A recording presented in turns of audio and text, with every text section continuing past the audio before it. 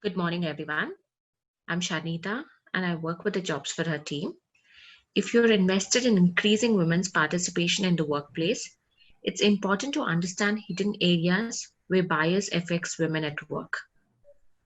That's why Jobs for Her has organized a masterclass on how data bias is affecting women in the workplace by Nisha Sampath, Managing Partner, Bright Angles Consulting. Well, I take this opportunity to introduce Nisha. Nisha is an English literature graduate with a passion for writing. She is also an alumnus of Mudra Institute of Communications with a specialization in market research. After passing out in 1997, she spent the first 5 years of her career as a qualitative researcher. Her research experience spans major brands like Unilever, as well as some of the earliest exploratory studies done in India on internet adoption, email, e-commerce, and online content. This left her with immense interest to pursue consumer insight in the digital space and in the context of changing technologies. Nisha has about 23 years of work experience. She joined Lowe as an account planner in 2004 and subsequently moved to JWT. Her planning experience includes brands like Lux, Wheel, Diamond Trading Company, Godrej, Sara, Lee, and Saradon. As a brand consultant, she's worked with several companies including Raymond, Godrej, Dr. Lal's Patel Labs, SBI Card, and e-ticketing portal bookmyshow.com. Nisha is passionate about technology, gadgets, and digital trends. Please keep yourselves muted and we'll take the questions after the session. Over to you, Nisha. Okay. Thank you, Sharnita. Good morning, everyone. Thank you so much for giving your time to be here today. Can someone confirm if I'm audible and you can see the screen? Yes, Nisha, we can. Go ahead. Okay, great. So, I'm extremely happy to be speaking today at this webinar on the topic of data bias in women in the workplace. This is a topic that I discovered recently and which I've become quite fascinated by, so I'm happy to share my views on this. What qualifies me to speak to you about data? So, I'm a researcher and I collect and analyze data for a living. I work with consumer insights, which are used by organizations to inform product development, communication, and so on. And because I've been a researcher for the greater part of my life, I know the power of data. I know how data can truly drive decision making. When you don't know which way to go and you want an answer, when you want to know how you should shape policies, when you want to know what you should say or do to create behavior change, then knowing data about what customers or people in general think, feel, and do becomes extremely important. But at the same time, because I have worked with data for so long, I also know what are its pitfalls. And believe me, data has its limitations. We may say today data is the new oil, data is God, and I say fantastic. But when we over rely on data, when we do not look beyond it, and above all, when we do not question it, data has its limitations because data is collected by humans and humans have biases, and these biases can get transferred to data, to the way we look at it and the way that we act on it. And when the data we use has bias, or when we use data through the lens of our biases, we start off a kind of domino effect where the biases keep accumulating and the data is actually helping to propagate these biases. So, how did I start studying data bias in women? Now, there can be data bias in many different contexts, right? But we are talking today in the context of women. So, a few months ago, a client in the investment industry, who was a woman, by the way, was very puzzled. And she called me and she said, Nisha, we've been doing investor education for a very long time. And she's in the mutual funds business. So, they're interested in getting women to invest in mutual funds, but also to start having conversations about their needs when it comes to finance. And she said, why is it that women are not having these conversations about investing? Why does it come across as such a male dominated world? And when I took up this study for her, is when I started getting deeper into this question of data bias. And believe me, I entered a rabbit hole in terms of the kind of burrowing that we did, the kind of insights that we got. Why is it so? So we actually rewound and went right to the history of money and the invention of coinage to find out the origins of this bias. And I'm going to talk to you about examples that are not historical but more recent. But in the interest of full disclosure and disclaimer, I should say that a large part of this deck has been inspired by a book that I read by a lady called Carolina Credo Perez. And the book is called The Invisible Women Exposing Data Bias in a World Designed for Men. And I'll pass on all these names at the end of this deck again, but if you're interested, then you should definitely read this book because it will really open up your mind. So, for many years, we've seen overt bias against women, right? There was discrimination under law, there was discrimination at social, at cultural level, and it inspired a lot of activism. So it inspired feminism, it inspired the suffragette movement, which was a movement by women in UK, Europe, and US saying that they want voting rights, which they did not have until very recently. It has moved women to fight for reservation in politics, representation in leadership roles, etc. So the very good thing is that as a culture in India, and I think in cultures across the world, we have come a very long way in raising our voices against conscious bias. But what we're going to talk about today when we talk about data bias is something that I call unconscious bias. And this is real, it is deeper, and it's a way more subtle problem of our times. And I think it's found everywhere around the world, not just in India, because when I say unconscious bias, we are not often aware that this bias exists. And this is going to be an interactive session. And since I think it is a smaller audience, it might be easier and better if when I ask questions, we can just mute ourselves and talk rather than typing in the chat. It will also save us some time. So I'm going to start off now by actually asking you a question that will help us to uncover the kind of biases that exist. Okay. Uh, if you're able to do this, okay, if you're able to do this without exiting the chat, just Google Indian cricket team, okay, on your browser, and then tell me what is wrong with the search result that you get. You notice something is off about it.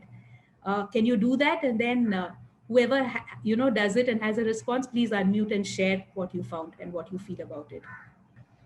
Would anyone like to share what's wrong with the search result? Yeah, it only talks about the men's cricket. Absolutely. Yeah.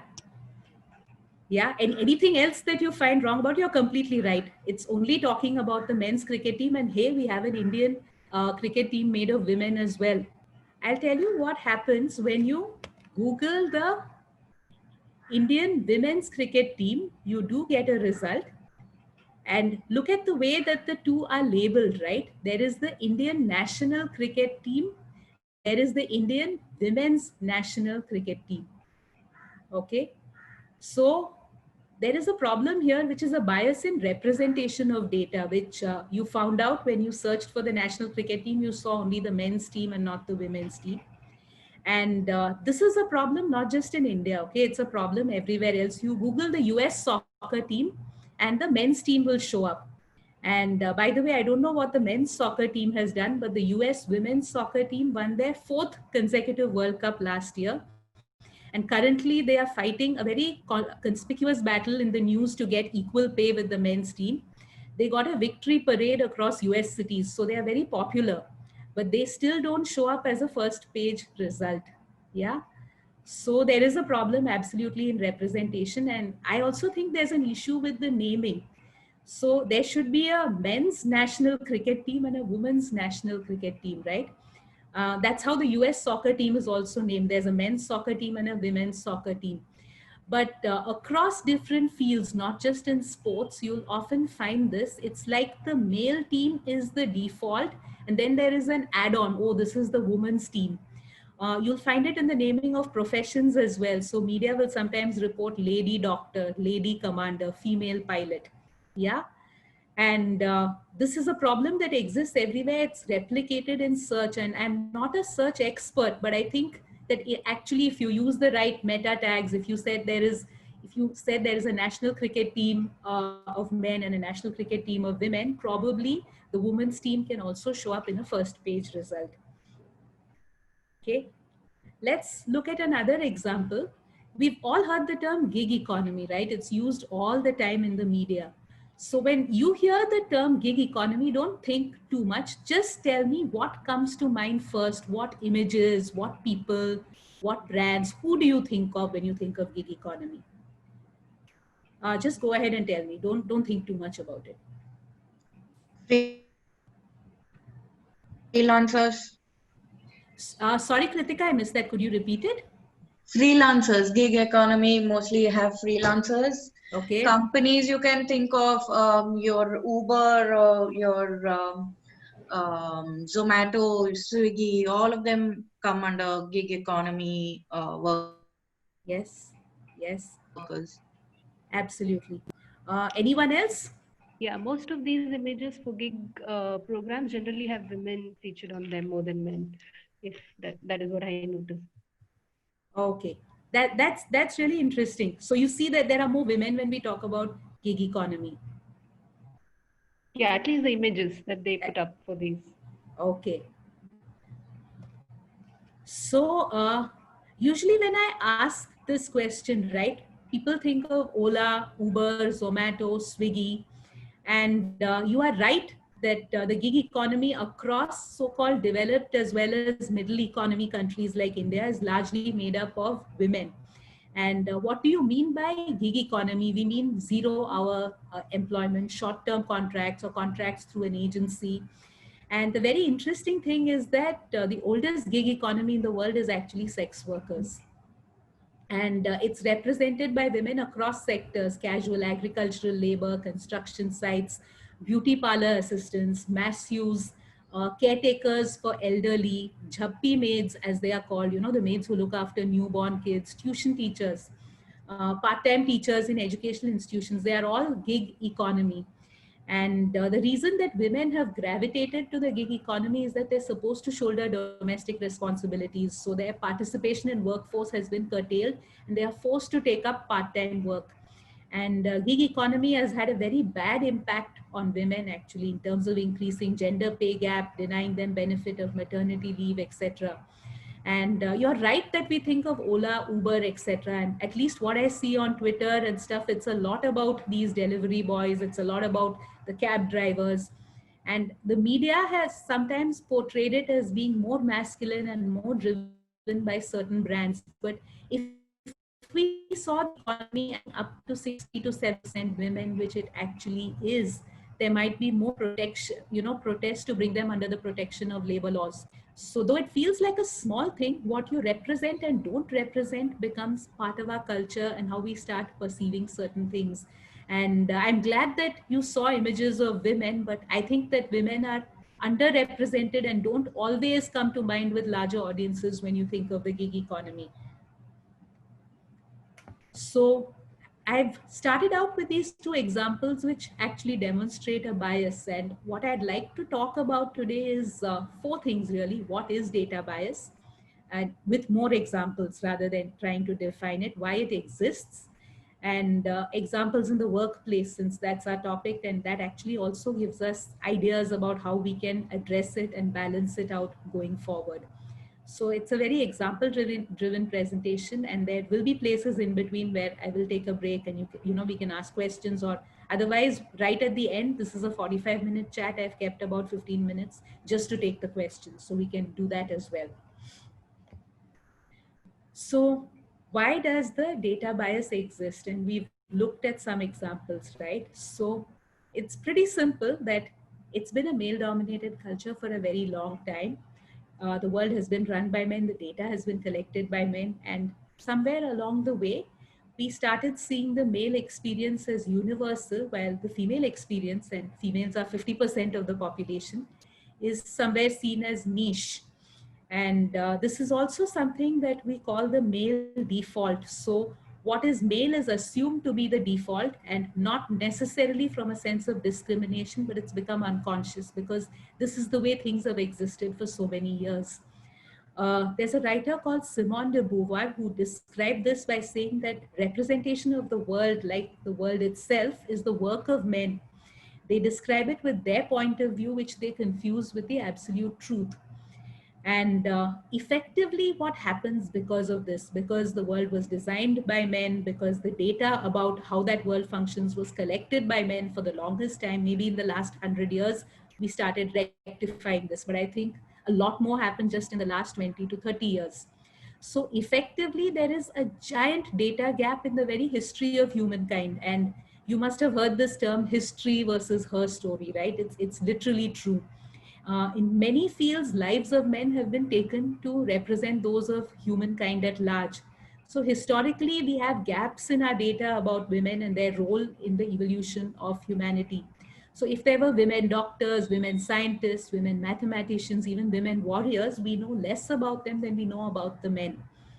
And therefore, this data bias is rooted in and it has its genesis in gender inequality. And gender inequality has existed since centuries. We do measure that today. And India, I think, ranks somewhere like 125 on the gender inequality index, which is fairly low for such a large country. So when the overt inequality is high, the hidden bias, and what exists in data is hidden bias, is also likely to be quite high. So today we're going to spend some time uncovering these so-called hidden biases. And we're going to talk about these data biases at three levels, okay? The first level, which is the most important perhaps, is the bias while you are collecting the data. This is a source bias. So if you fail to collect the data that is correct, or if you collect data that does not represent properly, then your data set itself is flawed. It is inherently biased. Then you cannot ever get rid of that bias. It's going to be there with you throughout. So because collection of data sets the parameter for your findings, it's extremely important to make sure when we are collecting also we are not biased. Yeah. Then at the next level, there is bias when we interpret. So if we go with certain cultural assumptions and we say, oh, it should be like this is what I think or feel, interpretation is subjective. Yeah.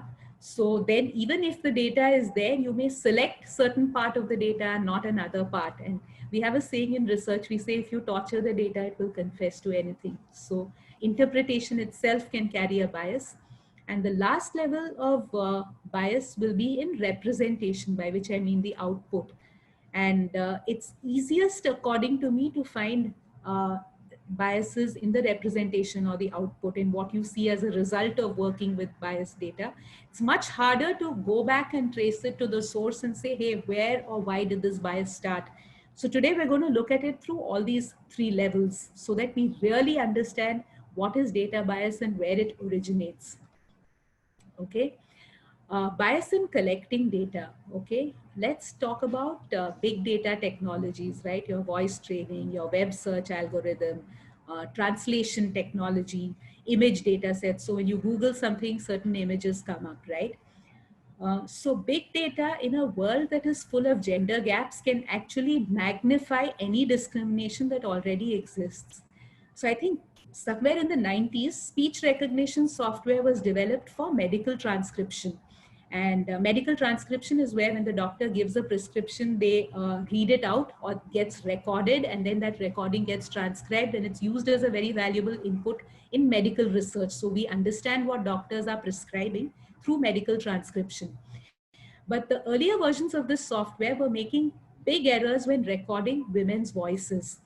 And the voice researchers who designed the medical transcription software, they were very puzzled, and they looked into it and they said, you know, women, they don't talk loudly enough. They need to be trained to speak properly so that the software can collect the data. And all of this was tried, but it still was not working. And then a similar problem also existed with the voice assistants in their early days. So the voice assistants in cars, when women tried to set up these voice assistants, they actually found out that they could not do it. And in a car, you tend to rely on voice, right? If you're driving, to give an instruction, to play the music, etc. So the women were not able to operate it. And car dealers started telling them, please ask your husband to set it up because it doesn't respond to women. So what was the underlying problem in both of these cases? That data is used to train the software. Okay, in all big data, the input is what decides how good the output is. And 69% of male voices were being used in voice training of this software and not female voices. So the software, which does not think and perceive and see the world for itself, was being trained to think that the world is dominated by men. There is research that says that Google Images search for CEOs shows more male CEOs. Now, actually, 27% of CEOs in the US are women, but search results shows only 10% of them. So all these biases, when they get into the data, it actually makes these kind of biases even more exaggerated and they stand out. You would think that Apple would not forget about the female 50% of its users. In fact, Apple has a significantly large base of women users compared to other brands. But when Siri, Apple's voice assistant, was launched, initially she could easily find prostitution services, Viagra providers, but she could not tell a woman where to get an abortion. Siri could help with a heart attack. She could tell you what to do, but she could not help if you said you had been raped. So you know the response of Siri. I don't know what you mean by that. And all of this was because the people who had trained and designed this software had not thought of what could be emergency situations for women. So they had not built that data in at the source. They had not collected this data, and that is why the software was flawed. Labor related data. Okay, so men and women who work, there is casual labor, there's contract labor, there's full-time labor. Almost all labor related data we have, and most of this is collected at governmental level, institutional level. It's male biased, or at best it's sex disaggregated, by which we mean it is not split by gender or not gender sensitive. So very often what you'll find is that NGOs and women's organizations, they do research on women and they publish, oh, this is the problem of women in the labor force. And the problem is, again, that the mainstream data is what is seen as credible versus data collected by a niche organization. So people will say, of course, if it's an NGO or a women's organization, they have an agenda to push.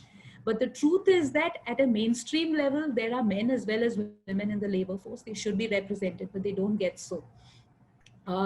The gender of animals in clinical trials. Okay, this really blew my mind. So you know that animals like rats and monkeys are used in testing of drugs, right? And that's the first level of a clinical trial. You test with animals before you take the trial to humans.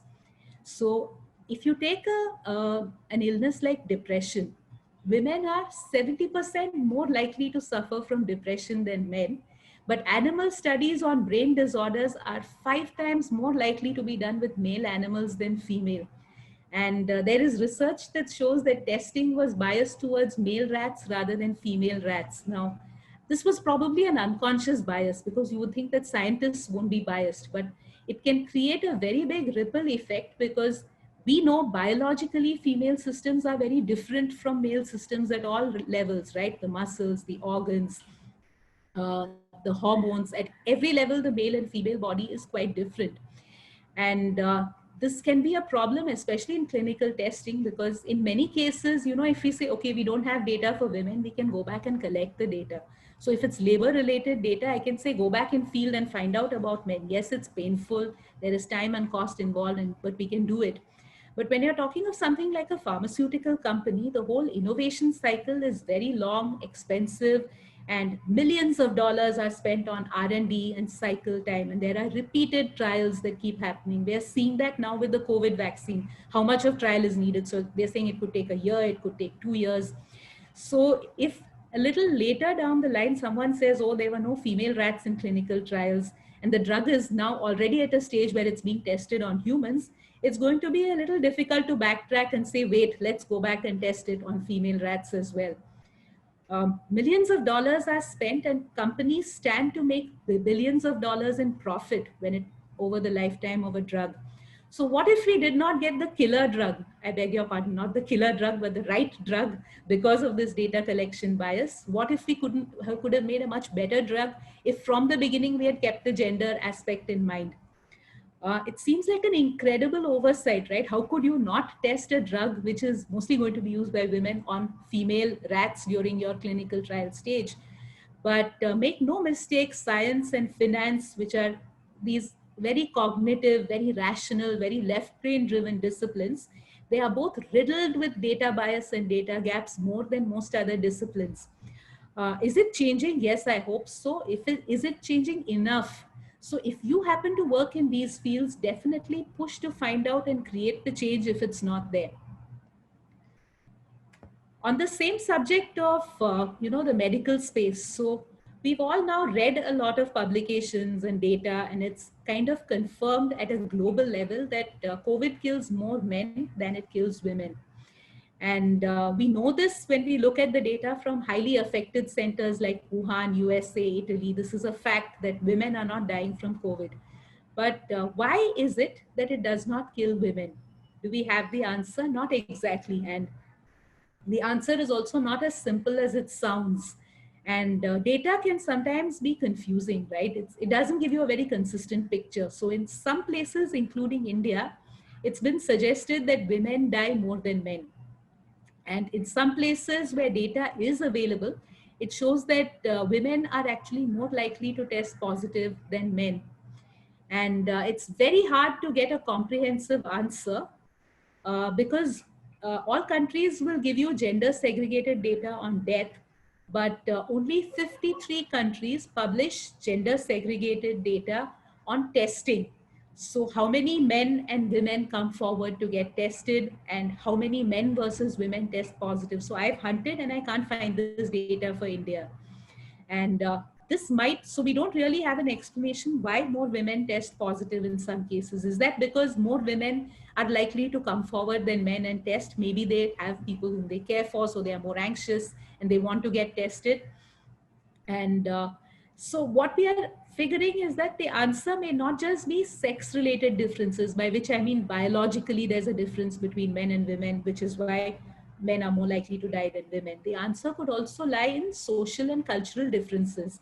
So it could be factors like hand washing habits, it could be exposure to infection at certain jobs, it could be many different things. But if we understood conclusively, as much as we understand when and why COVID is killing, if we understand why it is not killing women, it could have huge implications for combating the pandemic, both in prevention and in treatment. But believe it or not, we are not collecting this data. So there is no answer yet for this. And from all evidence, not as much research is going on this as there is on a lot of other aspects around COVID. Moving on, let's talk about the bias in data interpretation. I really love this example. Worldwide, an experiment has been done. I think it's been done over the last 2 or 3 decades, where these researchers ask kids, both boys as well as girls, to draw a scientist.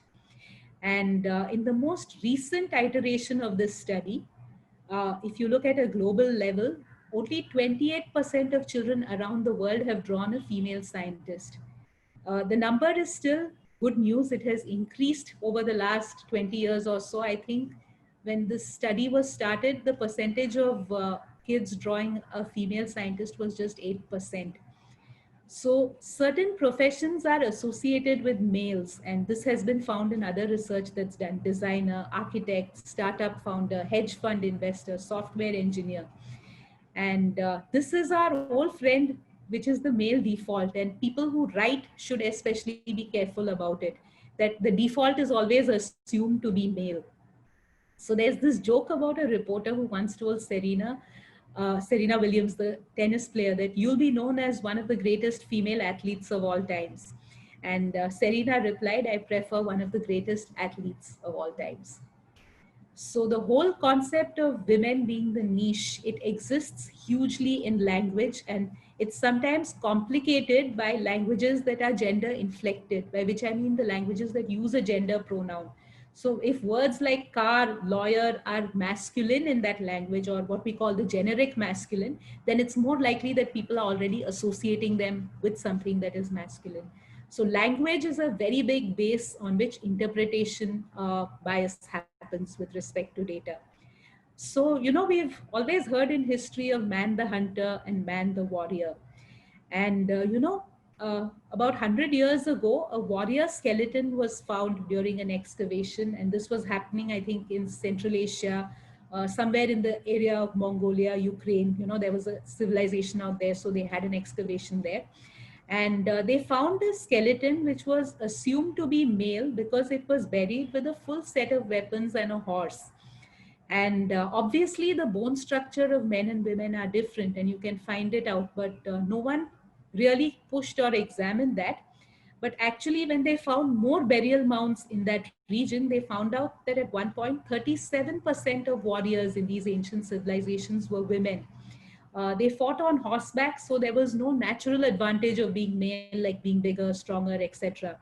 So we talk about male the hunter, male the warrior, but there are gaping holes in our understanding of what women did, how they tended to children, how they cooked, what they offered and contributed by way of artisanship. We assume that a lot of the cave art that belongs to prehistoric times was done by men, but what were the women doing?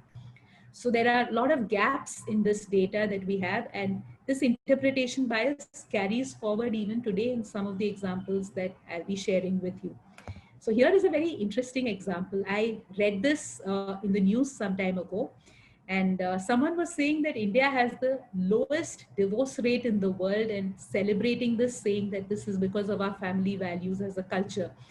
And if you look at the divorce rate by country, India is a staggering 87% lower than Luxembourg, and it's way lower even than so-called conservative countries like Iran, Turkey, and Saudi Arabia. In fact, at 1%, India's divorce rate is even lower than family-oriented cultures like Chile, Brazil, and Colombia.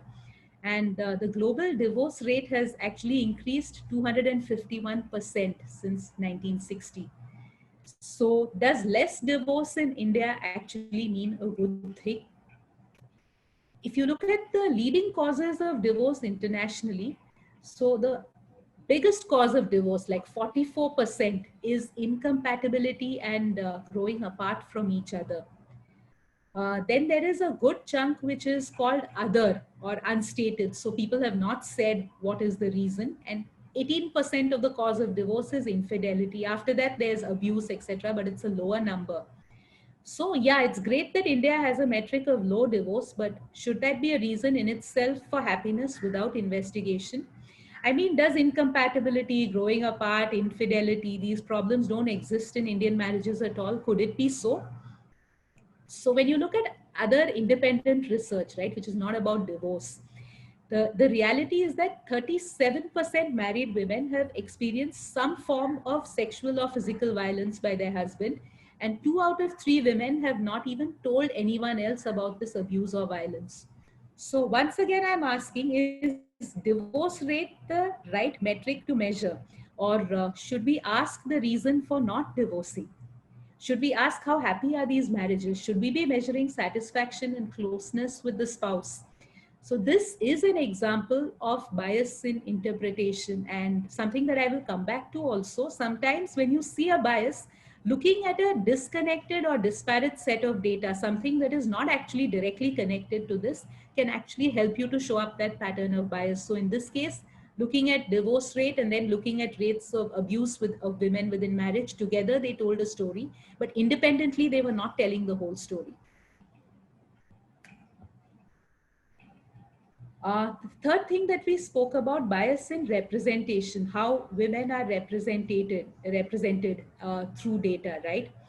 So men in movies. So we all know that gender bias exists in Bollywood, in Hollywood, in the Telugu film industry, the Tamil film industry. It exists everywhere. So the men are made much of. They are paid more. They have more leverage and influence, etc. But did you know that global research also shows that the male lead spends 3 times more time on screen, and he speaks twice as much as a woman overall? And this was done by an analysis of scripts around the world. So if there are content creators or screenwriters, they should take note that this is something that can happen unconsciously as well. It may not be always done consciously, but that is how actually more representation might get given to men. I have not done a formal study of banknotes and statues, though I would love to do one, but I would suspect that a majority of them feature men. And I can remember very rare examples of female statues. Rani of Jhansi, there's a famous one of Mayavati, in fact, many famous ones of Mayavati all around UP. And why is it that women are not featured on banknotes or statues more? So it's not that the people who made these decisions were necessarily biased against women, but it was about the criteria that they had. So the criteria were financial success, fame, conquest, lasting contribution, name recognition, factors that exclude women historically. Now, what someone is worth is a matter of someone's opinion.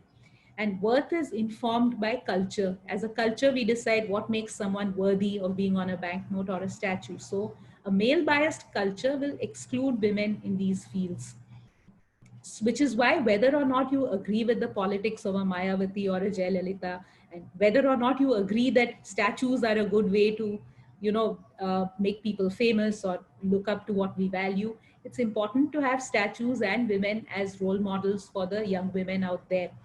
And even more important, the factors that define whether a road or a statue or a banknote that will immortalize a human being shouldn't be based on what are narrowly male achievements. So you actually have to broaden the criteria that will get someone on a banknote or a statue.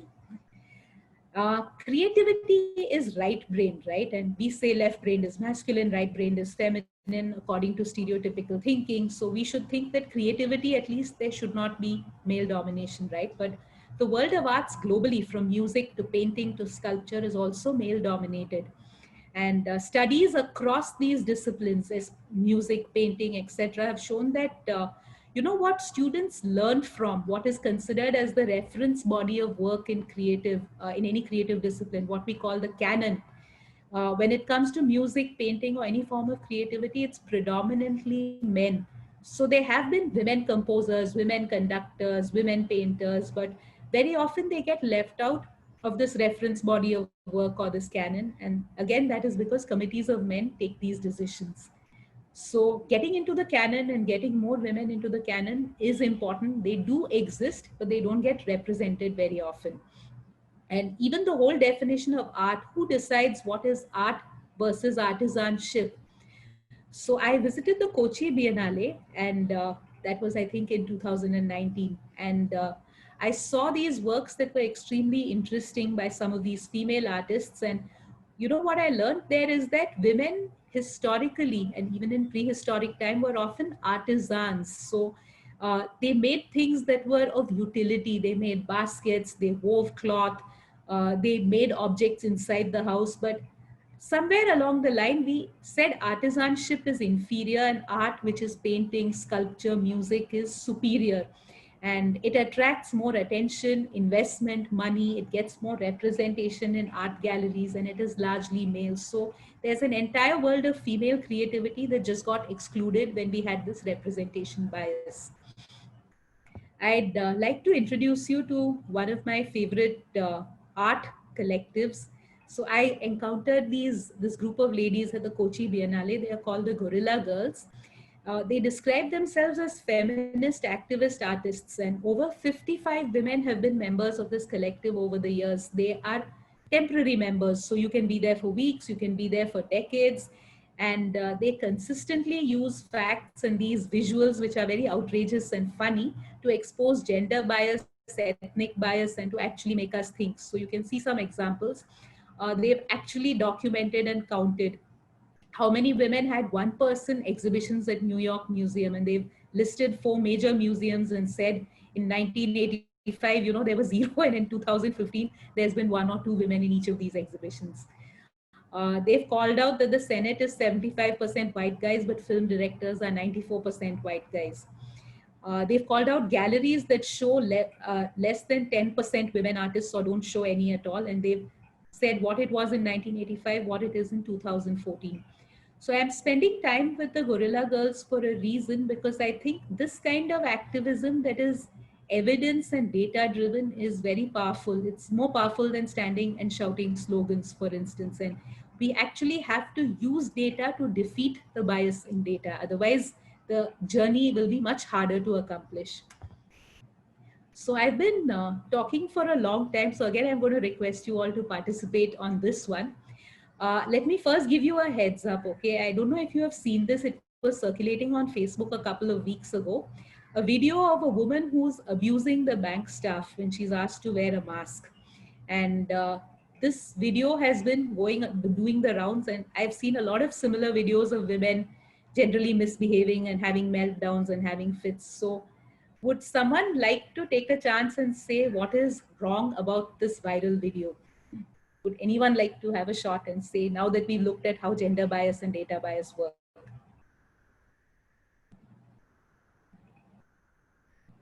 Anything that strikes you as unusual that we are calling out a woman for not wearing a mask and making a scene about it? I mean, are we more easily forgiving of women when they commit a mistake or a crime? Is that what it is? Okay, that could be one thing. And any other thoughts on it? What it could It's be? What is almost wrong? like it's almost like, you know, the woman's not wearing a mask, but that individual is branded as the whole sort of community of women, you know. So it's almost saying like just because she didn't wear her mask, women are getting away without wearing masks, you know, so to speak. So but if a man didn't, the whole male community is not going to be branded for sort of doing something that one individual is doing. That's a great point. I had not thought of that. Okay, but you're right that it's like, oh, women are like this. And you know, I think that there are many videos and pictures of screaming women around the world protesting against mask wearing. Okay, and it's completely, let me make the point that it's completely fair that we should protest about anyone who doesn't wear a mask. Yeah, and I'm sure there are entitled women who also throw their weight around, but let's look at data for a minute. Okay, so after I saw this, I started doing an observation during my morning walks, my shopping expeditions, etc. I've been doing this for about a week, and because I'm a researcher, I'm persistent with my observations and my statistics. So I had collected data at last count of about 150 people. That was as much as I could hold in my head. And it showed me that 80% of those not wearing masks were men. In fact, during a week of morning walks, I concluded that a lot of these are not just men, but also younger men. And women are much more likely to be wearing masks than men are. And then I checked with other colleagues and I probed with people whom I know. And then the data started to add up. Okay. And these are things that we will all relate to. So men have to be outside all day. Men are more likely to be in full-time employment and they will be in the sun. It will be uncomfortable. Masks are very uncomfortable to wear for long periods. They are itchy. They are not cool. So a lot of men start breaking the rule of wearing masks every day and they start pulling it down. And eventually then, like all human beings, they forget that they have to pull it up again. And unfortunately, however, as we saw earlier, men are also at a higher risk of dying from COVID. And at any point in time, there are actually more men outside the house than women, because like I said, more men are in full-time employment. And so men are violating the rules of not wearing masks more often than women. That's one point. And unfortunately, men are also likely to be more violent if they are asked to wear a mask. Just yesterday, I read the news that in France, a bus driver was beaten to death for asking 4 passengers to wear a mask. And needless to say, the 4 passengers were all male. So whom do we need to show in a video not wearing a mask? There is one screaming woman and we all look at her and say, yeah, look, women are all spoiled. This woman is screaming, she's making a scene. But you're looking at one tree and behind this woman, an entire wood is hiding. And there are a few screaming women who make for great entertainment, but behind this one tree and this one screaming woman, there is a real social problem. There is a missed opportunity to raise awareness about a real problem. So we might be looking at and commenting about women or people in general, but the elephant in the room is that the men who are high risk are not wearing masks. Are you going to address them? And I've not yet seen anyone doing this directly. So now that we've seen a lot of examples of this data bias, why does it exist? So I'm going to touch upon this very briefly, not go into detail, because I don't think we need to know why beyond the point, at least not beyond the point that we know how to tackle it. One good thing is that, like I said, it's unconscious bias, and this is good news because it's as simple as calling it out, like we are doing here, and it gets fixed. And I'm not talking about misogynistic organizations or those with a toxic culture. I'm talking about most organizations and individuals today who are modern and progressive. So every one of us has a chance to fix this in our workplace, in our surroundings, provided we are able to spot it. And hence the purpose of the session today. We have to start being able to spot where those biases are and what is causing them. Uh, these biases are sometimes based on biological differences, which is sex, but more often than not, they are based on gender, which is the perceived cultural role and of men versus women. And most of the prejudices that we have to overcome are actually around gender, although the biological difference may also play a role, and we'll see that in some of our examples. But the culture and the stereotypes that we have about men versus women are generally much stronger. And this is very interesting. I've been reading some research, okay, in DNA and neurosciences. And a lot of the research that is being done today is debunking the theory that men and women are so different from each other in their cognitive or emotional ability. For instance, the role of testosterone in making men more violent or aggressive is being questioned. And increasingly, we are saying men are violent because of socialization, because somewhere they pick up that it's acceptable to be this way, just as women picked up somewhere that they should restrain from physical violence and be gentle. But remember, there were women warriors thousands of years ago. And even today, boys socialized as, say, Buddhist monks can renounce violence and they can be meek and gentle. So, what this also means is that our arguments that men are better or women are better are both futile. To be productive, happy, and healthy as a society, the key is really gender equality and not superiority of one gender versus the other. So, when we work towards reducing data bias, we are actually working towards ensuring gender equality. And data helps achieve it. In practice, what happens is that the biases happen because of they start out because of sex or biological differences, and then gender amplifies them. So there's a very interesting example about this.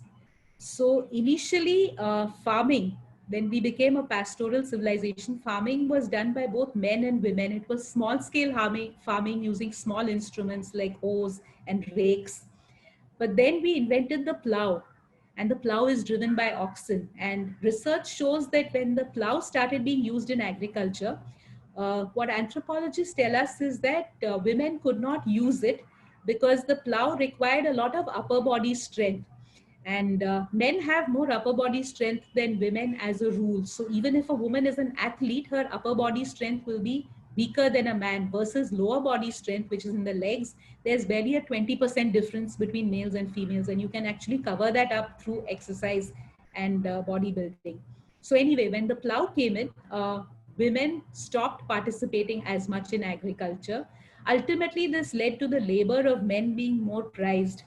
And in societies where the plow was widely used, research has shown that even today, these societies are likely to hold more negative views of women.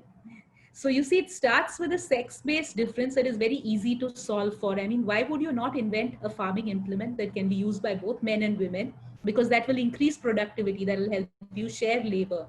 But when you don't solve for such a sex-based difference, then it builds into a gender difference, which is much bigger.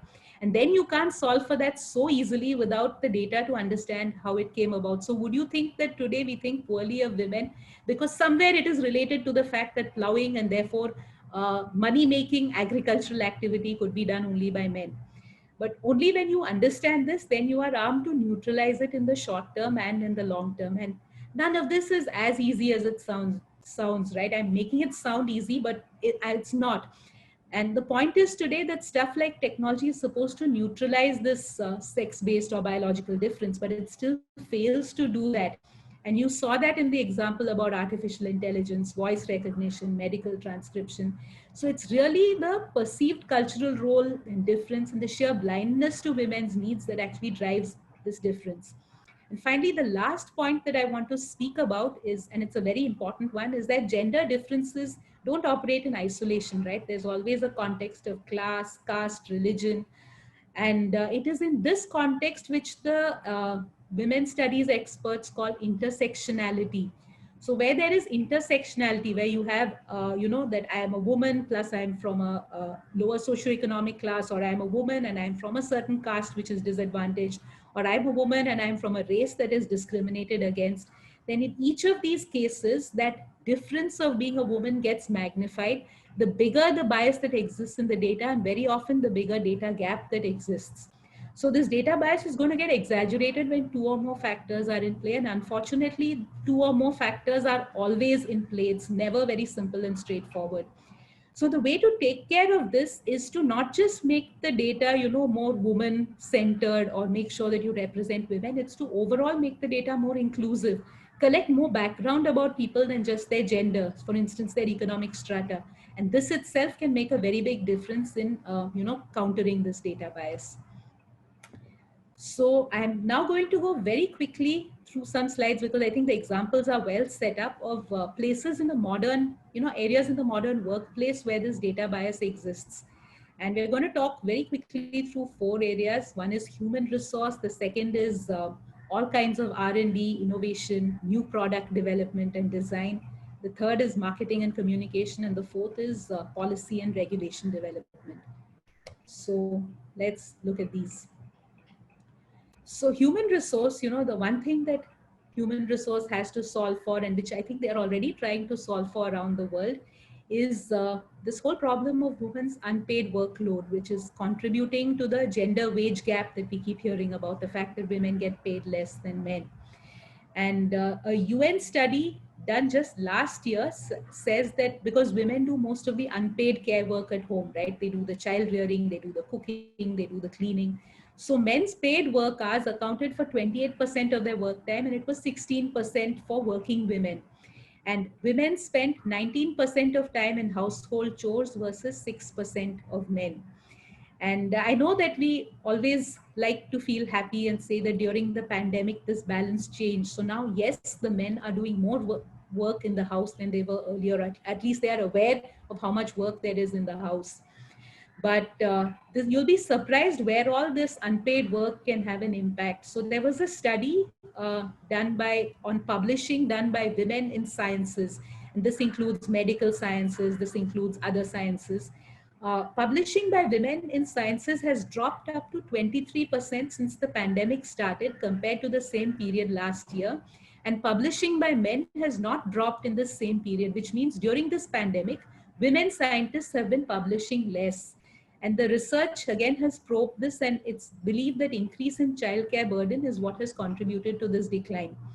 And this is disturbing for science and scientific research because women are already underrepresented in science.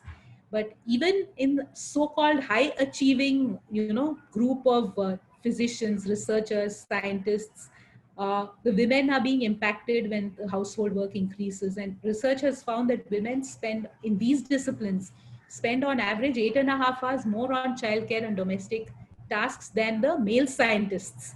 So women scientists are likely to be spending more time in the work, taking care of the work at home. So you can see how this will have the domino effect that we are talking about. So when women don't publish enough, and in countries like the US, your promotions and your growth and getting tenure or a permanent position is based on publishing. So all of this will affect them in the long term as well. It can affect their promotion and their progress. And if you correlate promotion and incentives to working hours spent, this impacts women's promotion. So a lot of the bias around women will be collected if we take care of this unpaid workload. And a big part of a woman's unpaid workload is actually the maternity, right? When she has to take a leave to give birth to a child, take care of a child. And this whole area of maternity policies itself could be a separate topic of discussion, and I'm no expert on it. I think HR people would have a view on it.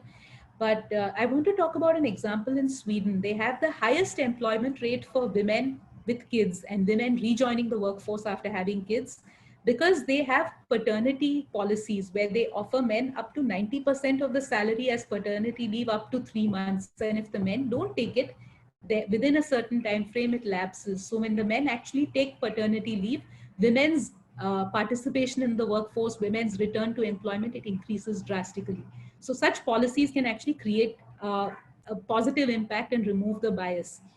And very quickly, I'll talk about this JIT resourcing. So a lot of companies use this JIT resourcing model. Starbucks uses it, retail uses it, food and beverage industry uses it. So it's a prediction of how many workers will be needed at a particular time.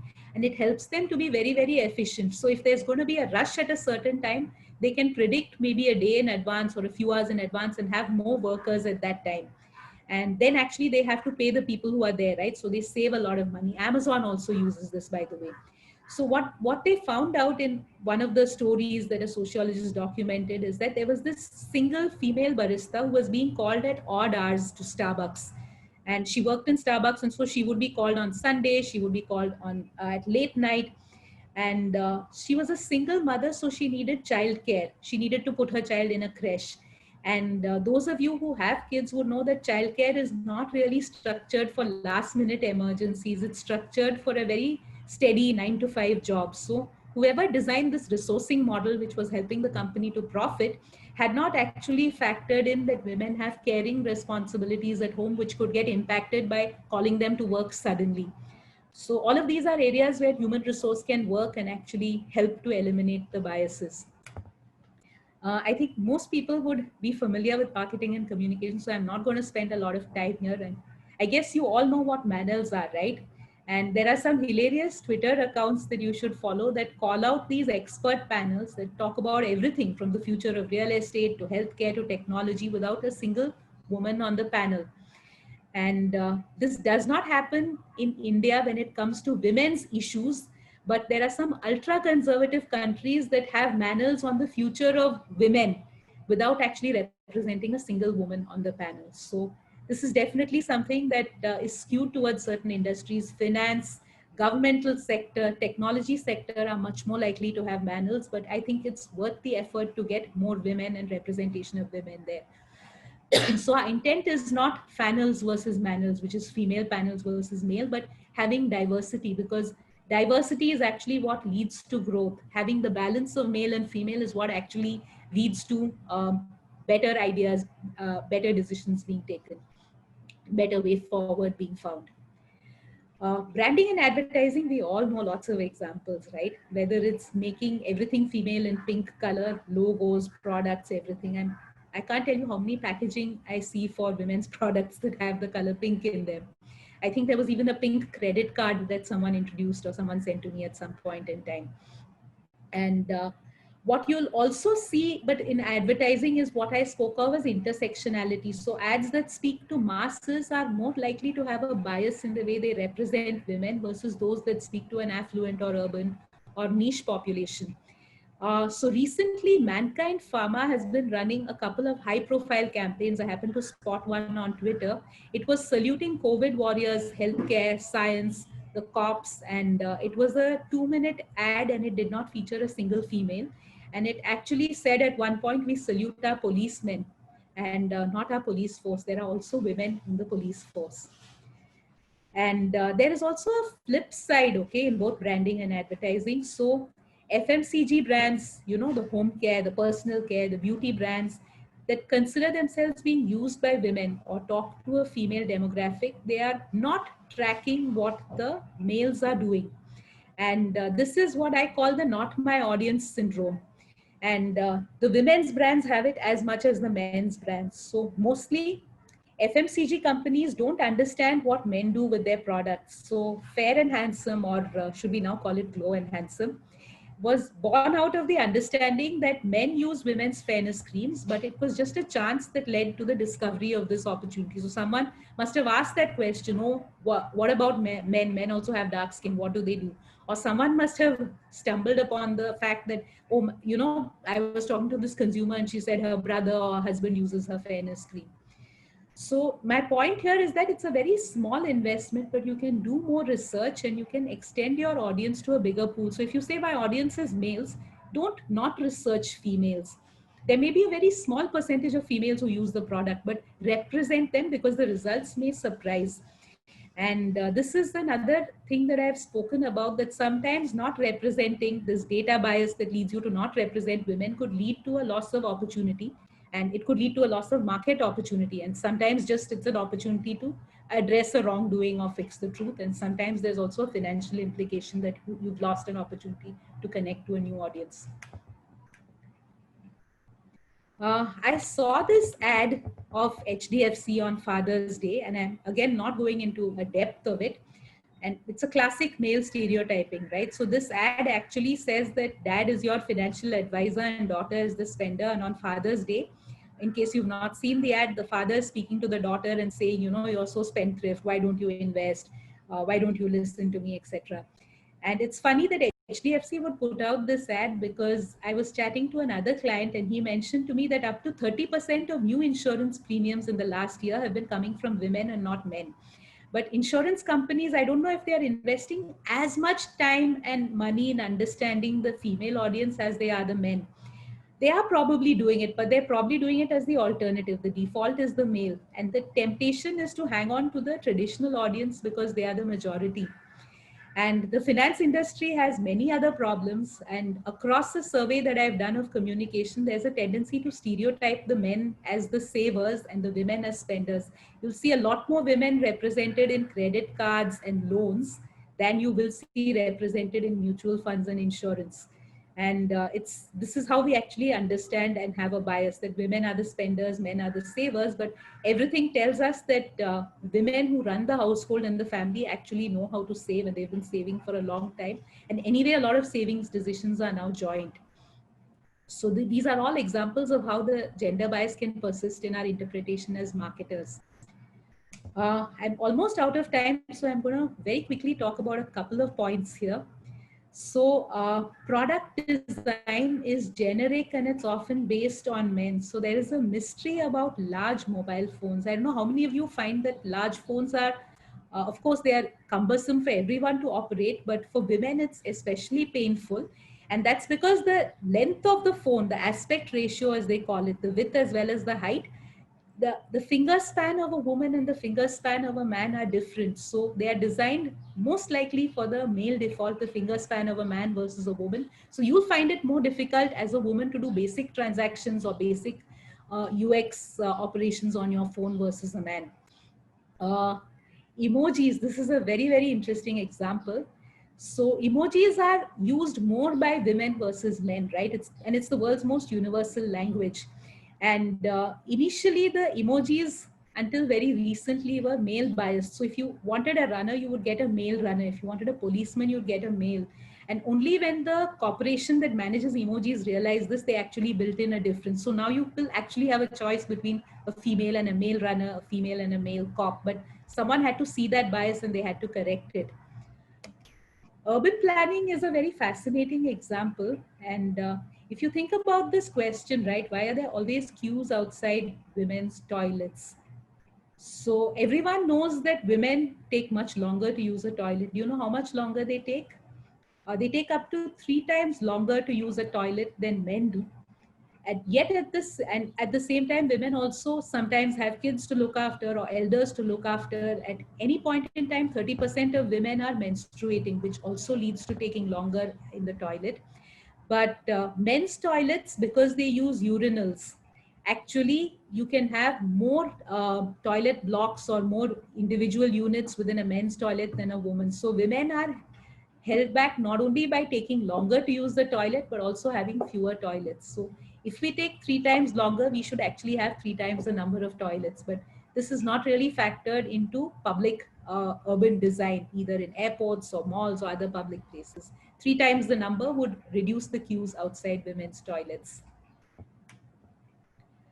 Policy development. So did you know why women always wear sweaters in office? Women always seem to feel cold, right? And the men don't. So this really blew my mind. So the average temperature in offices is too cold for women. It's up to 5 degrees too cold for women because we are likely to have a lower metabolic rate than men. And the formula to measure office temperature, which decides what capacity of ACs, what cooling they will keep, is based on the metabolic resting rate of a 40-year-old 70 kg male. So a lot of women are going to feel cold in offices because that is the way that the benchmark was set. And the last point that I want to make around occupational safety data, right? Data about health hazards. So if you are a woman driver and you buy a car, you should know this, that safety testing data is based on using crash dummies, right? So you actually put dummies of humans in the car and you crash it. And but the female crash dummy is just a smaller male dummy. It does not account for difference in bone mass, muscle, etc. And usually what is tested in the driver's seat is the male dummy, and the passenger seat has the female dummy. So the cars may be very safe for the male if he's driving, may not be as safe. And in fact, the fatality rate of women in driving accidents suggests that women are disadvantaged when a car crashes compared to a man, because that whole design was based on how they thought of a man's size, and you know how a man drives a car.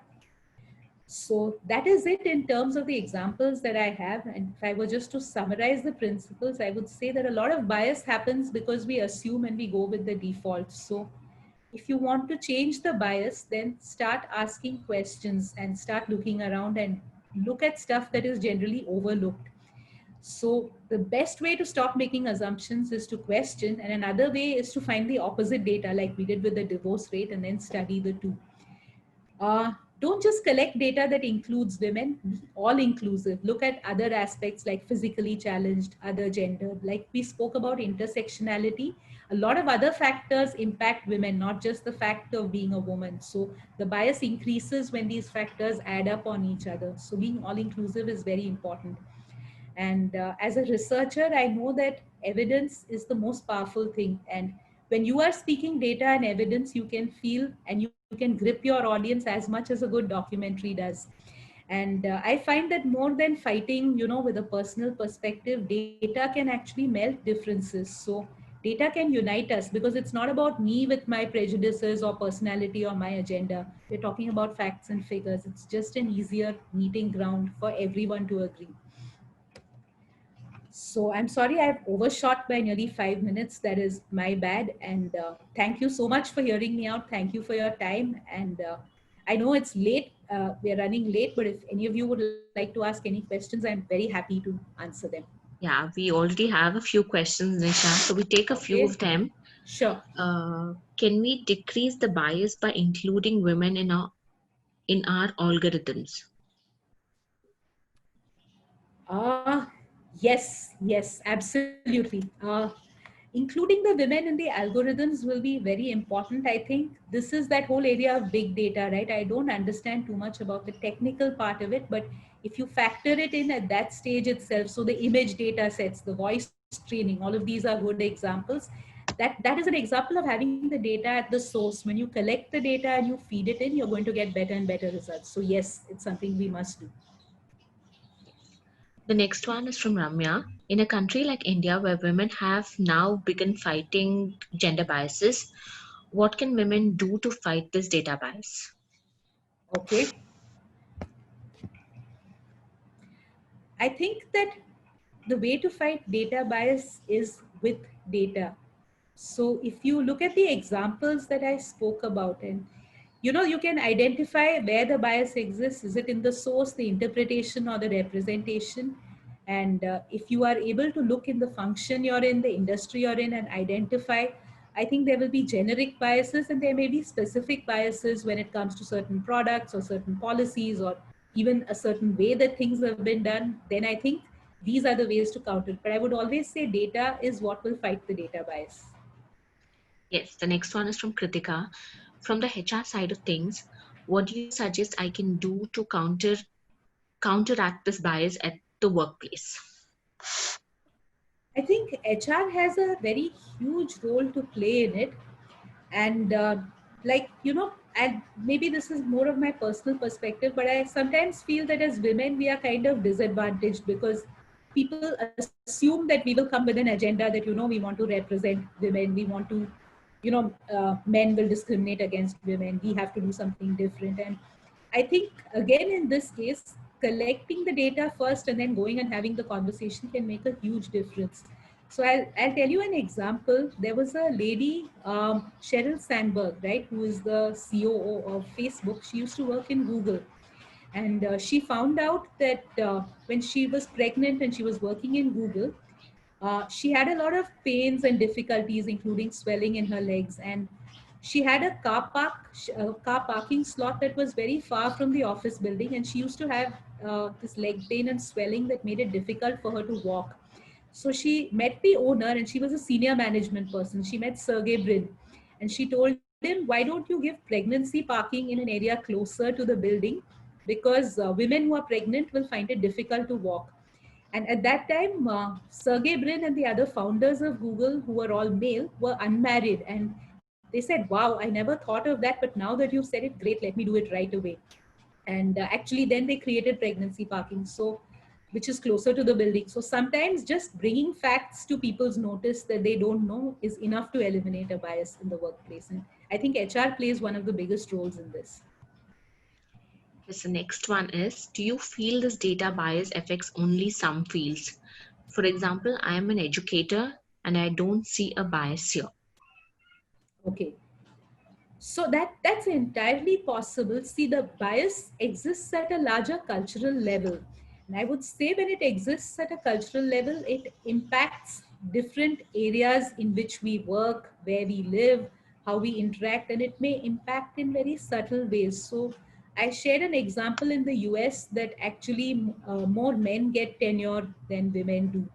And there was a link back to saying that because of maternity leave and because of having to do more household chores, the women are actually disadvantaged in their publishing, in their career advancement compared to men. So I thought that this is something that could exist across fields, but I'm not an expert on all fields. And I would always say, look into it yourself. And like I said, look into it without assumptions. And you may find one or two things that can be corrected and can be made better. You never know. But I would say it's something might be there if you look. And the last one here is bias data affecting business growth and continuity. When I was actually putting this together, right, and this is a great question. I think that businesses lose financial opportunities. Businesses lose opportunities to engage more with women. And one of the things that I've seen with bias is that very often, because it's unconscious and people are designing for the male default, they forget women. But once they include women, once they see women as a constituency, it is 50% of the population. It actually doubles your size of prospects, right? So businesses, to answer your question, can at every level, from the kind of people who work with them, to the kind of productivity, to the kind of decisions they take, to the kind of products they put out and the way they talk to them, it can actually benefit businesses in their growth and the way that they move forward. And if they operate with this bias, according to me, more than anything else, they are losing out on opportunities. So it's something that they can look into and correct, which will benefit them. But the whole idea is to frame the data bias as saying, this is not just about being discriminatory, but hey, we are losing out here. I think when that aspect comes in, people sit up and say, oh, that's something I should take into account. Okay, since we've passed 12, let's end at this. Nisha, thanks for a wonderful session and helping us understand the ways in which the representation of data is holding us back in our efforts to improve diversity and inclusion. And I would also like to thank all of you who attended this masterclass. I hope you'll have some essential points to take away from here. Thank you very much. Thank you, Nisha. Thank you all. Thank you so much for your time. And we loved your examples. Thank you. Thank you so much. Thank you.